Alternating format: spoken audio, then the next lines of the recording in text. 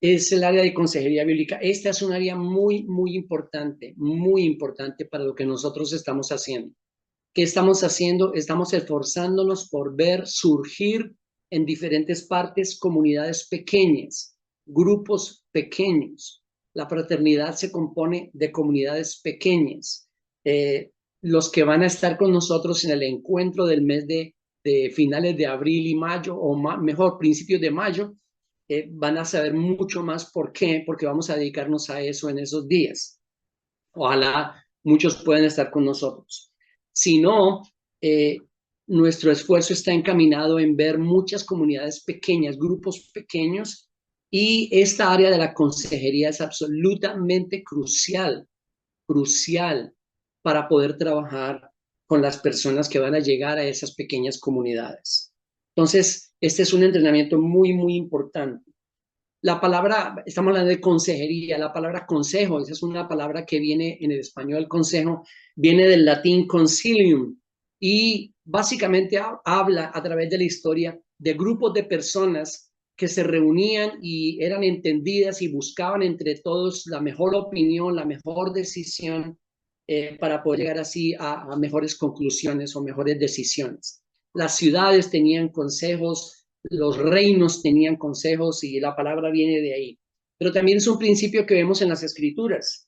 Por ejemplo, Proverbios capítulo 11, versículo 14 dice lo siguiente: donde no hay buen consejo, el pueblo cae, pero en la abundancia de consejeros está la victoria. En la abundancia de consejeros está la victoria. Entonces es un principio que encontramos en las escrituras.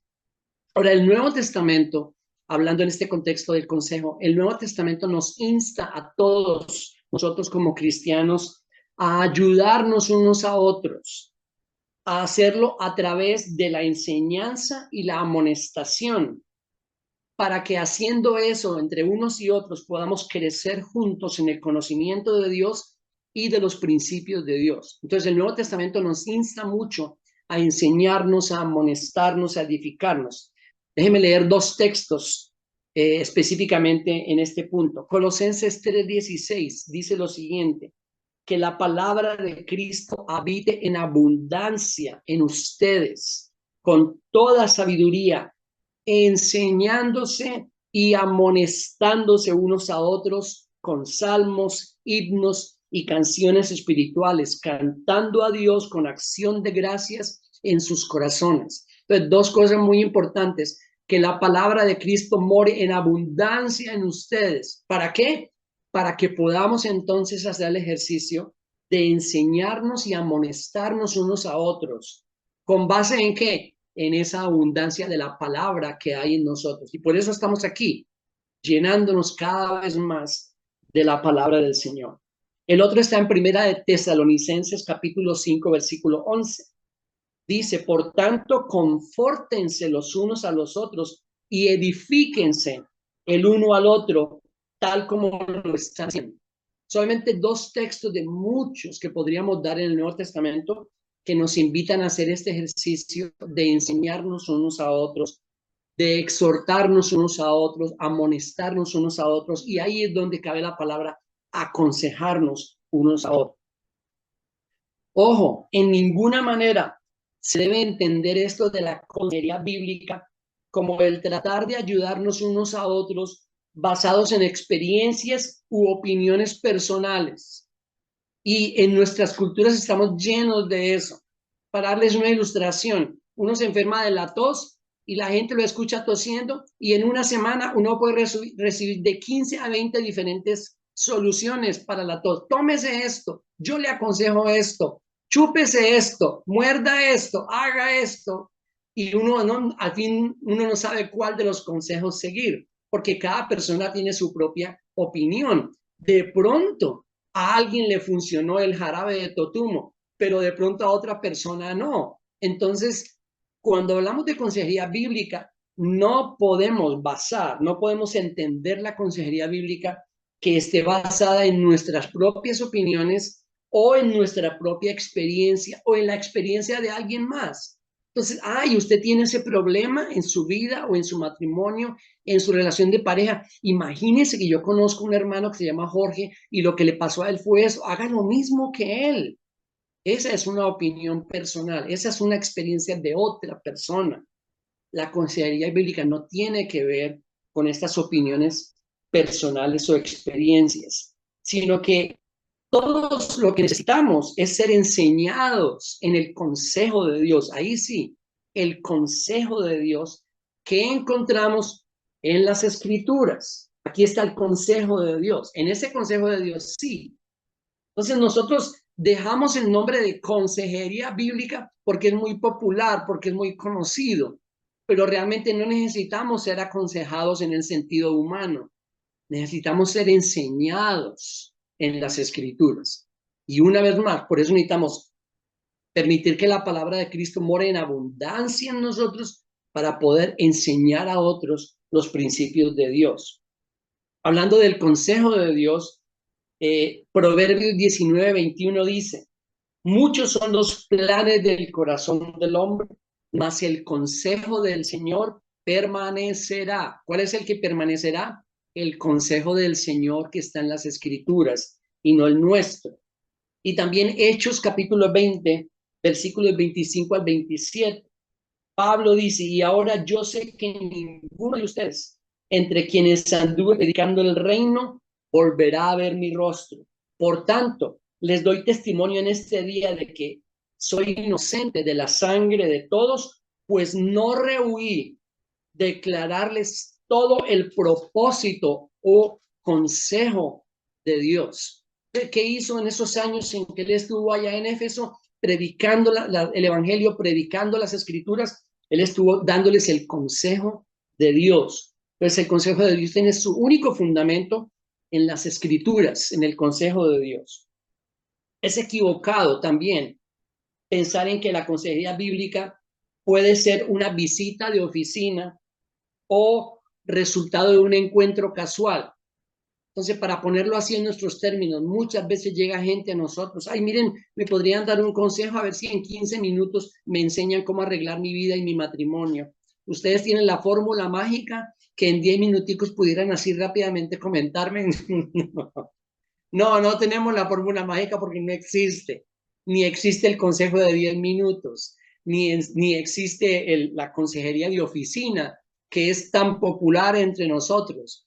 Entonces voy a ir a consejería 10 minutos y salgo y ya problema resuelto. Eso no existe.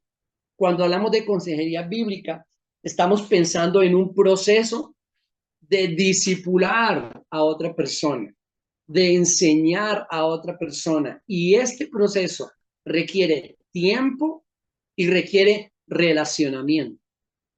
Relacionamiento.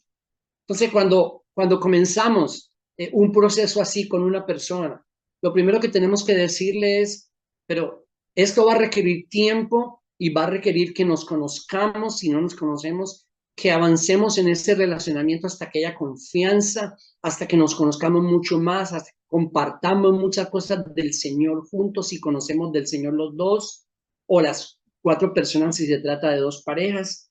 Pero no podemos equivocarnos pensando en esa consejería de dígame el secreto ahorita que nos encontramos. Necesitamos procesos que requieren tiempo, esfuerzo y relacionamiento, mucha amistad, hermandad. Ha pasado en nuestro caso mucho tiempo. Estoy hablando tal vez de meses en ocasiones, antes de que alguien llegue a destapar su corazón, permítame la expresión, a abrir su corazón y diga, esto es lo que realmente me está pasando. Entonces necesitamos tiempo y esfuerzo. Así que pensando en todos estos puntos principales o importantes de la consejería bíblica, lo que es y lo que no es, ahora queremos compartir algunos principios generales. Yo voy a compartir algunos, luego Connie va a venir para compartir otros principios generales de esa consejería bíblica. El primero, este es muy importante. El propósito principal de la consejería bíblica o de ese proceso de trabajar con alguien o con una persona o pareja o familia para enseñar los principios de Dios guiar al aconsejado, necesitamos hacerlo a la luz de las Escrituras y necesitamos llevar a esa persona a entender y reconocer que la meta primordial de la vida de una persona, de un matrimonio o de una familia es glorificar a Dios en primer lugar y no ser felices. Entonces la gente siempre anda buscando ayuda. Mire, tengo esta situación, ¿qué opinan de esto? Anda buscando la fórmula mágica, ayúdame con este problema que tengo en mi vida personal o en mi vida familiar o en mi vida de pareja. Ayúdeme con esto para poder estar bien, para poder que esa situación desaparezca y pueda yo estar tranquilo y en paz. Y eso está muy bien. Dios desea eso en todos nosotros, pero no es el principal propósito de la existencia. Necesitamos llevarlos a entender en primer lugar que la meta primordial de la vida de una persona, matrimonio o familia es glorificar a Dios. Y déjenme darles un ejemplo, cómo poder entender el sufrimiento que muchas personas tienen que llevar, ya sea por enfermedad o por cualquier otra cantidad de situaciones. Muchas veces los aconsejados van a venir buscando ayuda porque están sufriendo. ¿Cómo poder llevarles a ellos a entender eso? Sobre todo en situaciones que difícilmente van a cambiar, muchas de ellas, si ellos no entienden que el fin principal del hombre es glorificar a Dios y que Dios se puede glorificar en nuestras debilidades, en nuestros tiempos de enfermedad, en nuestros tiempos de sufrimiento. Si el propósito es glorificar a Dios, entonces la situación se va a ver desde una perspectiva muy diferente. Lo primero que necesitamos llevarnos a entender es que somos llamados a glorificar a Dios, como lo dice un tratado teológico antiguo. ¿Cuál es el fin principal del hombre? El fin principal del hombre es el glorificar a Dios y gozar de Él para siempre. Ahora, alguien, y nos ha sucedido, puede decir, bueno, miren, vamos a empezar y comenzamos a explicar y enseñar esto y de pronto la persona dice, pero un momentito, es que yo no vine a eso, yo vine a que me dijeran cómo solucionar este problema que yo tengo. Tenemos que decirle, bueno, ese es el principio, ese es el fundamento. Si tú no entiendes esto, no vas a poder llegar a entender cómo debes aplicar los principios de Dios a la situación específica que estás viviendo. Entonces, si estás interesado en que yo te ayude, vamos a seguir el curso que debemos seguir. Esto es lo que necesitamos entender. Somos llamados a glorificar a Dios en primer lugar. Isaías 43:7 dice, a todo el que es llamado por mi nombre y a quien he creado para mi gloria, a quien he formado y a quien he hecho. ¿Para qué? Para mi gloria. Y Pablo también nos dice en Corintios, capítulo 10, versículo 31, ya sea que comáis o bebáis o que hagáis cualquier otra cosa, hacedlo todo para la gloria de Dios. Entonces el primero es, vivimos para la gloria de Dios, tenemos que enseñar eso a aquellos que aconsejamos. Segundo, es esta persona que vamos a aconsejar, con la cual vamos a iniciar este proceso, una persona creyente o una persona no creyente o cristiana o no cristiana. Ahora, ojo, muchísimas veces nos hemos encontrado con personas que han venido para pedir consejos y dicen, nosotros somos creyentes de tantos años y la verdad es que cuando pasan las primeras sesiones nos damos cuenta de que no son creyentes, no entienden el evangelio. Así que tenemos que identificar, por eso el proceso de relacionamiento es tan importante, tan importante. Lo primero que debemos hacer si vamos a iniciar este proceso con alguien no es hablar, sino escuchar, escuchar, escuchar, escuchar. Entonces, ¿en qué punto está esa persona? ¿Cuál es su entendimiento de los principios de Dios? El primero ya lo vimos. El segundo, la consejería bíblica muestra al aconsejado en las escrituras que el plan de Dios para los creyentes es ser moldeados a la imagen de Cristo a través de la obra progresiva del Espíritu Santo en nosotros. Una vez más, doctrina bíblica, una vez más, teología. ¿Por qué es tan importante eso? Si no entendemos esto, no vamos a poder saber cómo Dios quiere usar sus principios para ayudarnos en las situaciones difíciles que tenemos.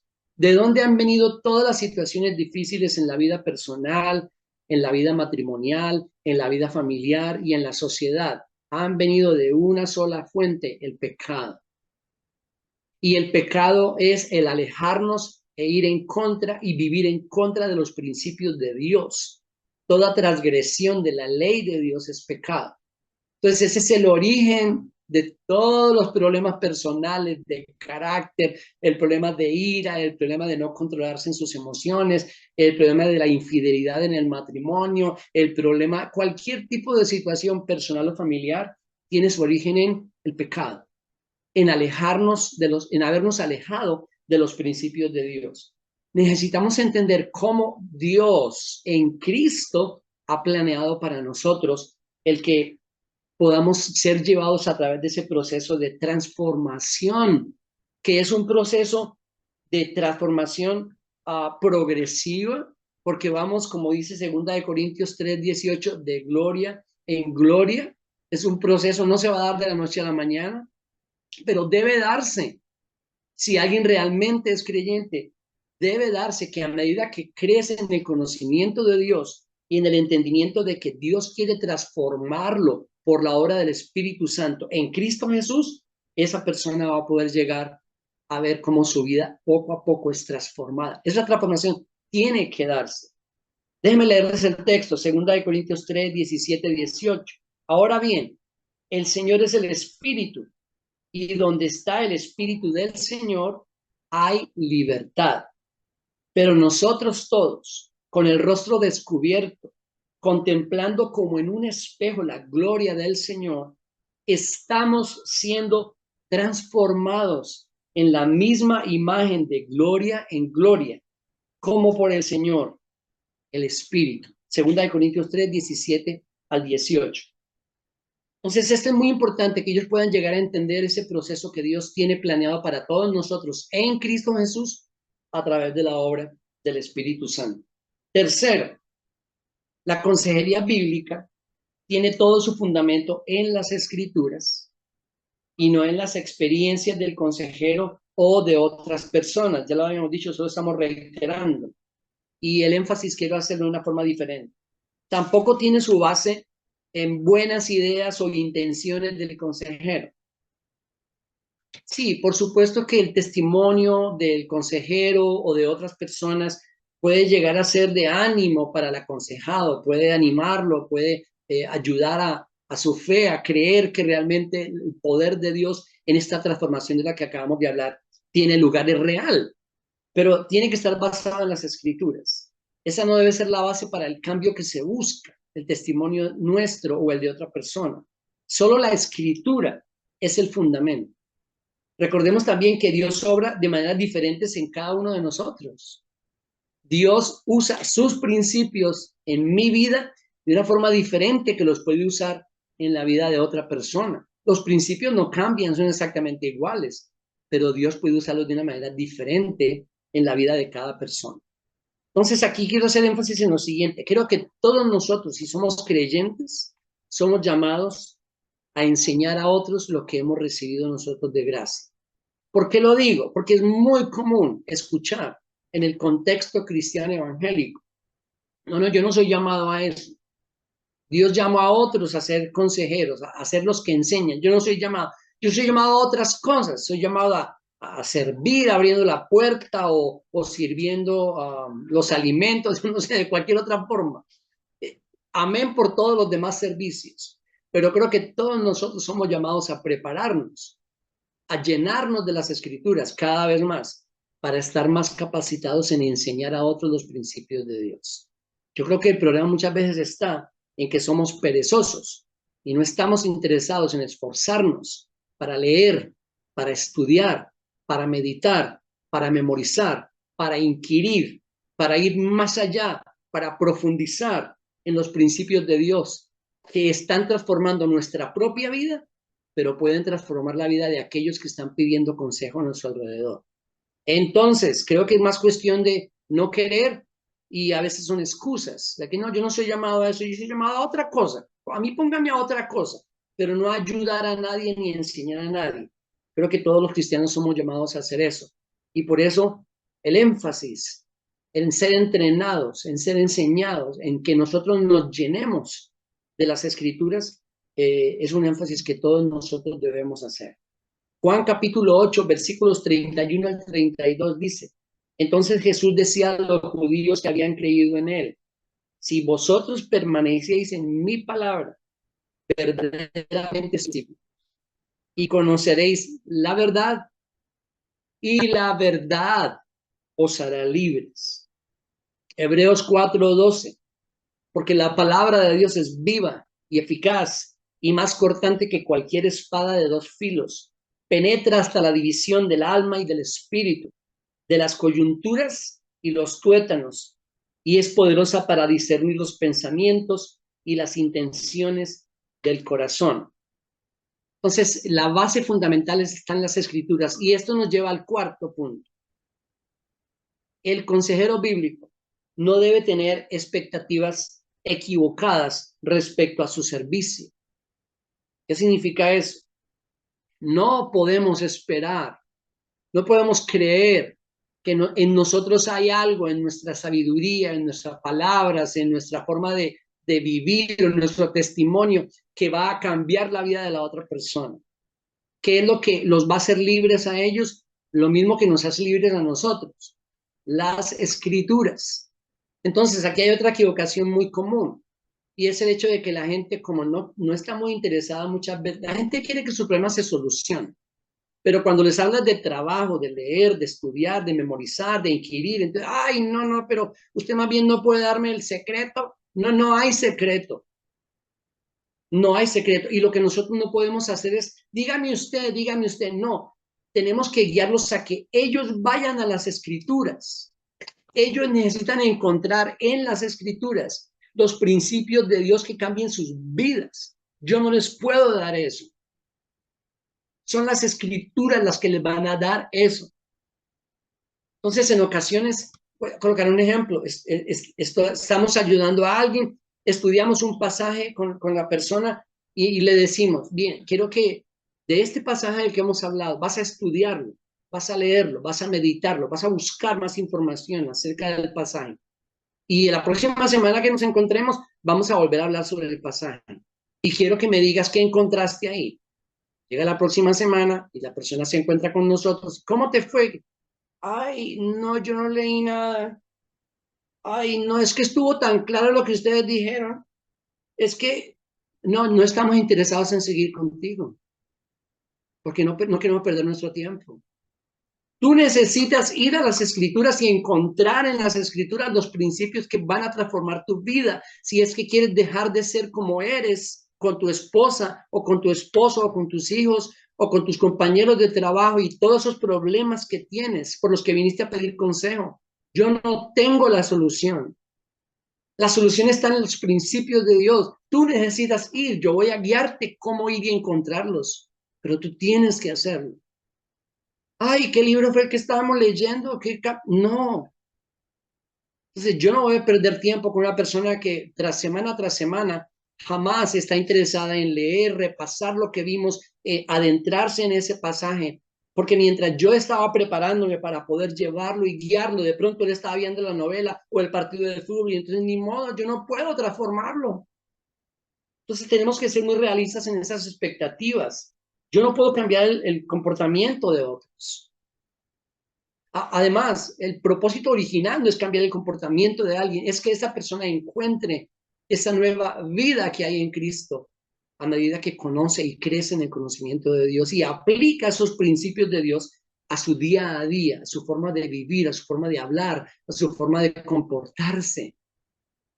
De, de esas expectativas equivocadas, entonces nace muchas veces lo que pretende la religión evangélica. Y déjenme darle dos ejemplos. El legalismo que encontramos en la religión evangélica, que es espantoso hasta hoy en día, ¿no? En muchos lugares.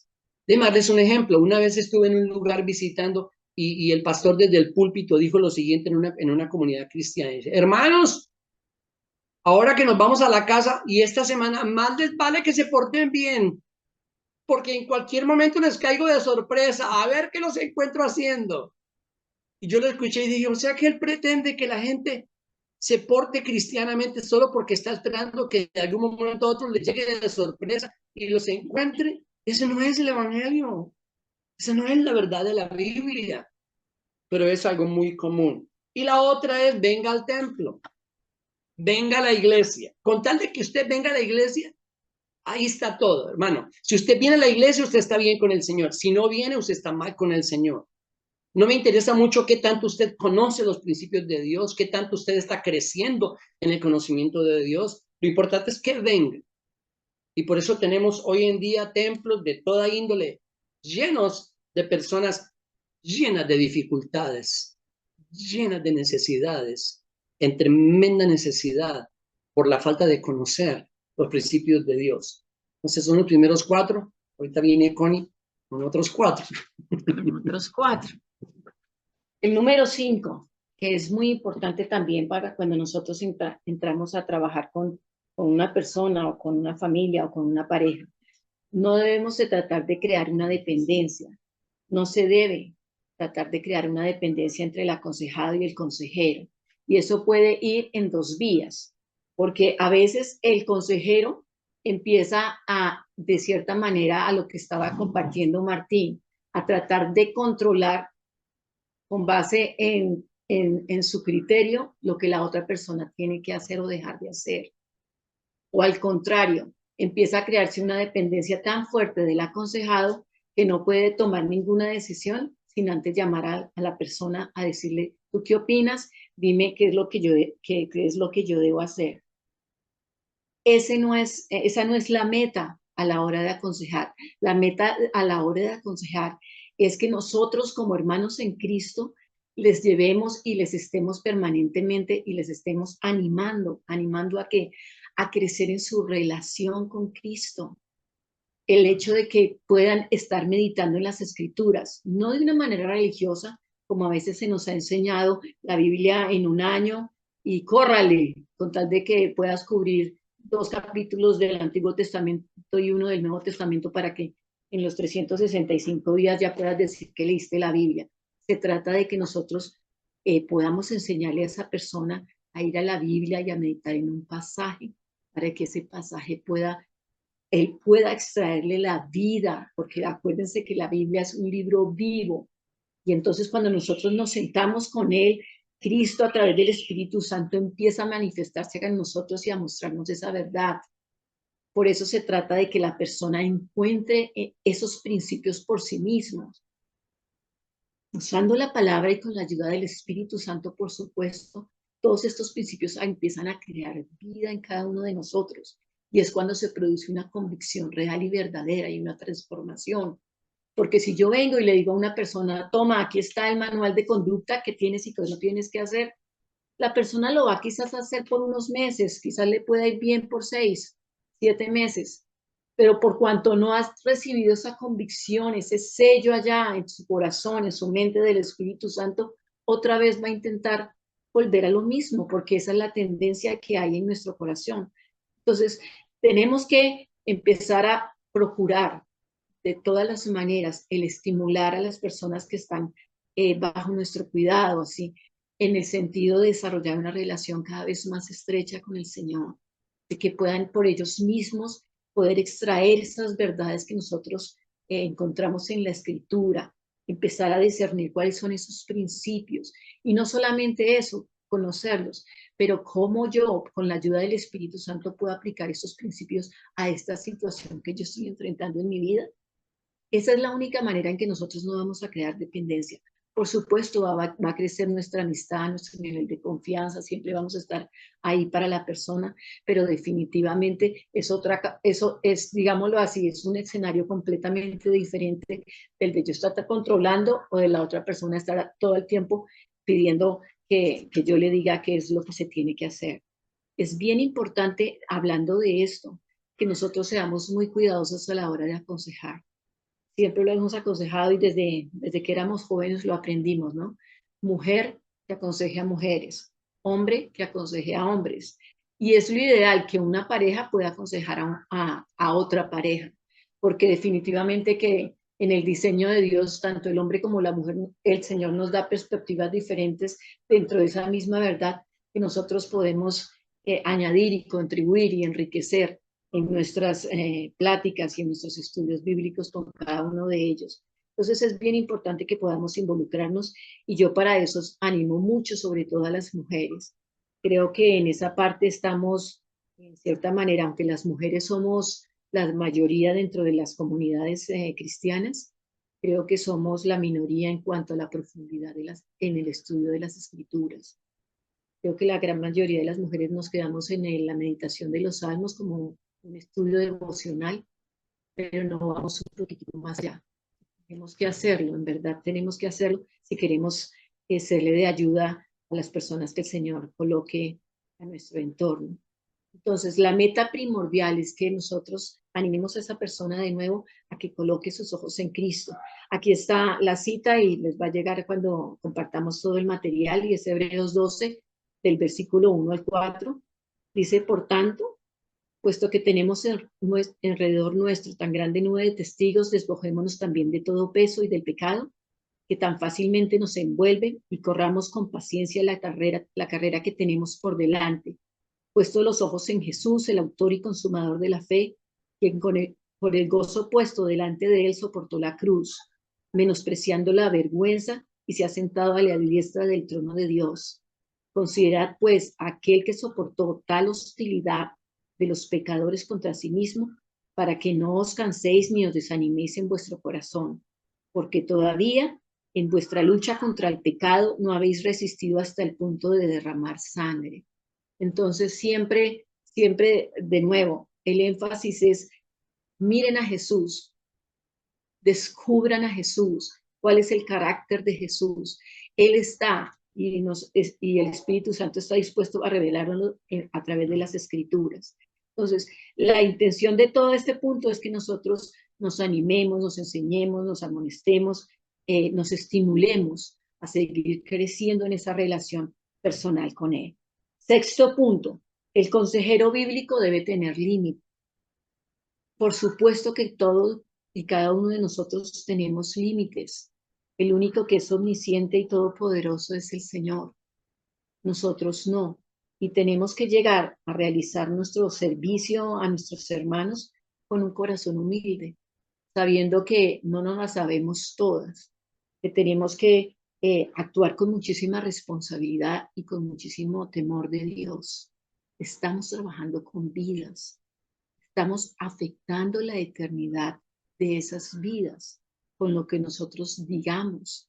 Por eso es tan importante que no vayamos ni con nuestro consejo, ni con nuestras experiencias, ni con nuestras vivencias, ni las vivencias de otras personas que hemos escuchado, sino que seamos claros en cuál es el consejo de Dios, en que estudiemos en la medida en que nosotros nos vamos relacionando con las personas, en la medida en que nosotros vamos escuchando, escuchamos de aquí, escuchamos de acá, nosotros vamos a tener un entendimiento mucho más claro de cuál es el problema, cuál es la raíz del asunto. Sabemos que es el pecado, pero en qué específicamente, en qué área el pecado se está moviendo y está afectando, está ayudando a que toda esta situación se empiece a presentar y traiga todos los pecados y toda esta crisis.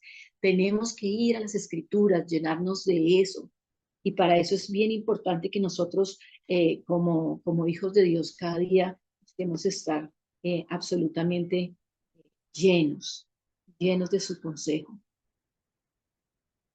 en cuanto a esa situación. Nosotros no somos expertos, como lo dije, en todo, y muchísimas veces nosotros vamos a tener que decir, hermano, creo que lo mejor es que nosotros podamos referirte o que busquemos a una persona que pueda ayudarte un poquitico más en esta situación. Ejemplos puntuales, la salud mental. Hace unos años conocimos a una chica que estaba teniendo incluso alucinaciones, escuchaba voces, que le decía que hiciera daño a otras personas, situaciones difíciles. Con humildad uno tiene que decir, hermana, hasta aquí yo puedo ayudarte, vamos a tratar de buscar una persona que pueda ayudarte porque ya se necesita ir a un nivel mayor, a un nivel quizás más profesional. Lo mismo, por ejemplo, en el área de la salud. He escuchado a veces unas historias casi que de horror, ¿no? En donde el consejero le dice a una persona que sufre, por ejemplo, de Parkinson. Sucedió con un tío mío político. Le dijeron suspenda todas las medicinas, confíe en el Señor, ore y ayune y confíe. Resultó que Carlitos tuvo que ser hospitalizado 15 días después por el desbalance tan tremendo y la cantidad de movimientos tan violentos. Estaba pasando por una situación. Entonces, son situaciones y puntos y situaciones muy delicadas que nosotros tenemos que asumir con responsabilidad y dar un paso al lado. Quizás podemos ayudar a encontrar a la persona, quien puede seguirla, hacerle el seguimiento para este tipo de situaciones, pero nunca nosotros podemos meternos en dar consejos de algo que nosotros no sabemos. Podemos darles consejos en cuanto a la palabra, en la medida en que conozcamos la palabra, pero en otro tipo de situaciones, pues no somos arquitectos, entonces para que no voy a poder decir estas son las medidas de la columna. Eso sería absolutamente irresponsable. Dice Proverbios capítulo 11, versículo 14, donde no hay un buen consejo, el pueblo cae, pero en la abundancia de consejeros está la victoria. Entonces se trata de hacer, quizás en muchos casos tenemos que hacer un encadenamiento para referir a personas que manejan el tema y que pueden ayudar de una manera mucho más idónea en la situación que la persona esté enfrentando.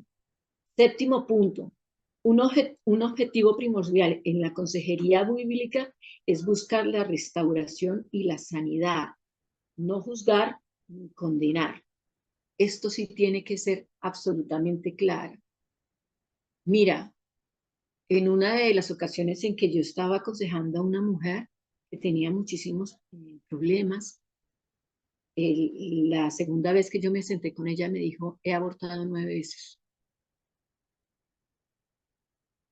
Casi me desmayo por dentro, pero no puedo ni siquiera parpadear para decirle, ¿qué? No, tenemos que considerarnos nosotros a nosotros mismos. Ella ha abortado 9 veces, o sea, yo he mentido 9 millones de veces, entonces tenemos que considerarnos a nosotros mismos y en primera instancia no juzgar ni condenar a la persona porque está ahí, necesita ayuda, está ahí dispuesta y nosotros somos los instrumentos que Dios puede usar para acercarlos al Señor. Entonces, la meta primordial de la consejería bíblica es buscar la restauración y la sanidad de esas personas. Con esto yo no quiero decir que nosotros no tengamos en algún momento específico que abordar de una manera clara cuando hay prácticas y formas de vivir que son completamente antibíblicas, que tienen un nombre propio, pecado. Por supuesto que llega un momento en que nosotros tenemos que abordar y llamarlas cada cosa por su nombre, pero va a haber un tiempo para eso y una forma.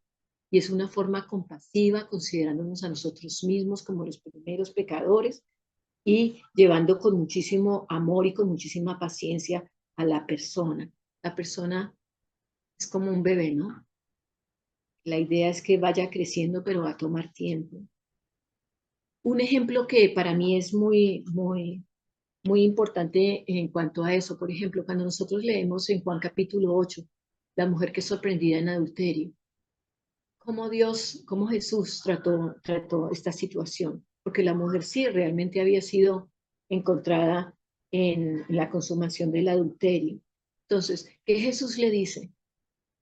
Yo no te condeno, ¿cierto? Los demás, los fariseos estaban tirándole piedras. Eso es lo que no debemos hacer. Jesús mostró un carácter compasivo y le dijo a la mujer mirándola, yo no te condeno. Pero antes de que ella se fuera, le dijo, ve, no peques más. Y de eso se trata la consejería, el animar y el estimular y permitir que la palabra de Dios empiece a correr como un río de agua de vida dentro de la persona, para que la persona llegue a la convicción por el Espíritu Santo y por la palabra de que lo que esa persona está haciendo es equivocado y que realmente haya un arrepentimiento genuino, no un lágrimas de cocodrilo, que a veces es lo que nosotros muchísimas veces confundimos con el arrepentimiento, que es sentirnos mal 5 minutos, llorar y después a los 2 días volver a hacerlo, sino es un cambio absoluto de pensamiento, ¿no? Y ese cambio absoluto pues va dándose de una manera gradual. Dice que Jesús recorría en Mateo capítulo 9, versículos 35 y 36. Jesús recorría todas las ciudades y las aldeas, enseñando en las sinagogas de ellos, proclamando el evangelio del reino y sanando toda enfermedad y toda dolencia. Y viendo las multitudes, tuvo compasión de ellas porque estaban angustiadas, abatidas, como ovejas que no tienen pastor. Una persona sin Cristo en su corazón es una oveja que no tiene pastor, descarriada, expuesta a ser devorada, lastimarse a ella misma. Entonces nosotros tenemos que tener ese corazón Dice también la escritura en Colosenses capítulo 3, versículos 12 y 13. Entonces, como escogidos de Dios, santos y amados, revestidos de tierna compasión, bondad, humildad, mansedumbre y paciencia, soportándoos unos a otros y perdonando unos a otros. Si alguno tiene queja contra otro, como Cristo os perdonó, así también hacedlo vosotros. Y el énfasis en este versículo es que tenemos que, por la gracia de Dios y esforzándonos en ella, revestirnos cuando estamos trabajando, cuando estamos derramando de la gracia que hemos recibido. Tenemos que revestirnos de compasión, de bondad, de humildad, de mansedumbre, de paciencia, soportando. Es un proceso que va a llevar años, va a llevar muchas reuniones, que va a tomar tiempo. Y a veces vemos que la persona está respondiendo con mucho entusiasmo y después empieza a bajar, porque así es la vida. Entonces tenemos que ir llevando a las personas de la mano con muchísima compasión. Filipenses capítulo 2, versículo 1 al 2 dice, por tanto, si hay algún estímulo en Cristo y si hay algún consuelo de amor, si hay alguna comunión del Espíritu, si hay algún afecto y compasión, haced completo mi gozo siendo del mismo sentir, conservando el mismo amor, unidos en espíritu, dedicados a un mismo propósito. ¿Cuál es el propósito al que nosotros debemos estar dedicados? Dar vidas para llevar y darle gloria a Dios. El plan de acción para una buena consejería. Ya aquí pasamos a otro asunto. Entonces, ¿cuál es el plan de Dios cuando nosotros nos sentamos con una persona? Sea que, como dijo Martín, esa persona ya haya conocido del Señor, lleve muchísimos años, sea una persona nueva, o sea una persona que nunca ha tenido un tipo de contacto, o quizás solamente ha escuchado algún tipo de cosa con relación al Señor. Entonces, ese plan de acción, en primera instancia, es proclamar a Cristo en una forma efectiva. Acuérdese que la consejería bíblica no es una consejería conductual. No queremos afectar o cambiar la conducta de la persona. La consejería bíblica hace su énfasis en la transformación y el nuevo nacimiento en nuestra alma. Que seamos unas nuevas criaturas. Y por eso es que nosotros, en primera instancia, tenemos que proclamar a Cristo. ¿Cómo qué? Como el Salvador de nuestros pecados. ¿Por qué? Porque como lo dijo Martín, todos los problemas que como seres humanos nosotros enfrentamos tienen una raíz única, es el pecado, el habernos separado y desobedecido de Dios. Entre mayor sea nuestra separación de Dios, mayores van a ser los problemas que nosotros vamos a tener que enfrentar. Tenemos que darnos cuenta que nosotros vivimos en un mundo caído y cada aspecto de ese mundo que está caído está afectado por el pecado. Entonces nosotros estamos como girando en una de estas ruedas de la fortuna y todo el tiempo estamos siendo de uno y otro lado bombardeados por el pecado, por una manera de pensar, por una manera de actuar, por unos valores que son completamente ajenos a Dios, que van en contra de Dios y que tratan de negar que Dios existe. Hasta allá ellos llegan. Entonces Dios ya ha provisto una Dios, mejor dicho, Dios nos ha dado ya una provisión y esa provisión se llama Cristo. Cristo como Salvador de nuestros pecados. Y ahí es donde nosotros tenemos que empezar a invitar a las personas para que entren por esa puerta de esperanza. Porque por más caos, por más crítica que sea la situación, en Cristo siempre va a haber un nuevo camino. Por eso es que la Biblia llama al Señor Jesucristo, es esa esperanza viva que nosotros tenemos, es ese camino que nos ha sido abierto.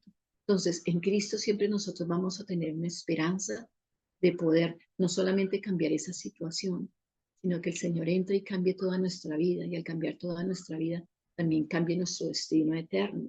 Y eso es lo primero que nosotros tenemos que compartir a las personas, hablarles muchísimo del amor del Padre mostrado a través de el hecho de que Él nos haya dado a Cristo su Hijo unigénito para venir a salvarnos. Y el que la persona pueda entender por qué fue necesario que Jesús se encarnara. Muchísima gente celebra la Navidad y muchísima gente hace muchísimas otras celebraciones de festividades alrededor de las ideas cristianas, pero nunca se sienta a meditar por qué. Que Él tuvo que venir y porque tuvo que sufrir. Pero no solamente podemos nosotros quedarnos, ahí hay un versículo que es Juan 3, 16 al 18, si ustedes después lo quieren leer. No solamente podemos quedarnos en presentarle a la persona, a Jesús como el Salvador de nuestros pecados, tenemos que ir un escalón más allá, presentarle a esas personas a Jesús como el Señor de nuestras vidas. Acuérdense que Pedro en el libro de los Hechos dice, Dios le ha hecho no solamente Salvador, pero también Señor. Cuando nosotros decimos Señor, estamos hablando de que nosotros aceptamos su señoría, de que mucha parte del proceso es el someternos, el bajar nuestra cabeza, el decirle, Señor, hazlo tú, cámbiame por tu gracia, y iniciemos un proceso a través del cual Dios venga y empiece a señorear cada una de las áreas de nuestra vida. Iniciando, claro, por las más álgidas, que son las que quizás nosotros, pues son las que estamos con las que estamos enfrentando, pero el señorío del Señor tiene que llegar a cada rincón de nuestro corazón y para eso vamos a necesitar, creo que más de una vida. Pero bueno, quedémonos en esta. Tercer punto, tenemos que presentar a Cristo como aquel que transforma nuestras vidas por la obra del Espíritu. No es el esfuerzo humano, es la gracia de Dios impartida en nuestros corazones. Es el fruto del morar del Espíritu de Dios y del abundar en la palabra de Dios que trabajan de una manera conjunta en empezar a transformar nuestras vidas de una manera gradual.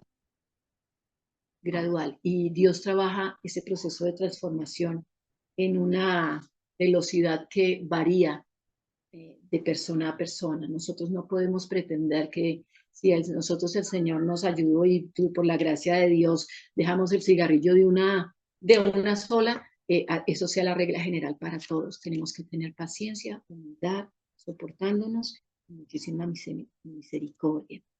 Dios se va a encargar de, usando su palabra y por la promesa y el cumplimiento de la promesa de que el Espíritu de Dios entre a morar en una vida, es que empieza a producirse toda esa transformación. ¿Cómo lo hacemos? Amonestando con compasión. Cuando nosotros nos sentamos y empezamos a trabajar con una persona o con un grupo de personas, puede ser una pareja, tenemos que empezar a discernir cuáles son las formas de pensar, los comportamientos que se están dando, que van contra la palabra de Dios. Tenemos que trabajar, escuchar mucho, desarrollar una relación de muchísima confianza para que la persona pueda abrirse, como Martín lo dijo. Esta no es una situación de que en 5 minutos la persona empieza a contarnos todas sus...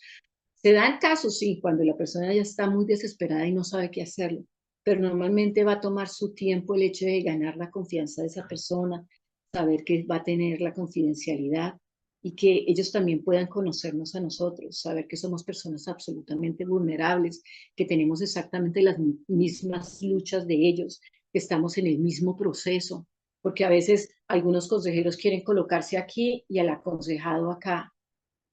Tremendo error. Nosotros tenemos que, como cuando trabajamos con niños, bajar a su nivel, decirles, miren, nosotros quizás vamos un pasito adelante, pero estamos en la misma lucha y vamos a estarlo hasta el último día de nuestras vidas, hasta nuestro último suspiro.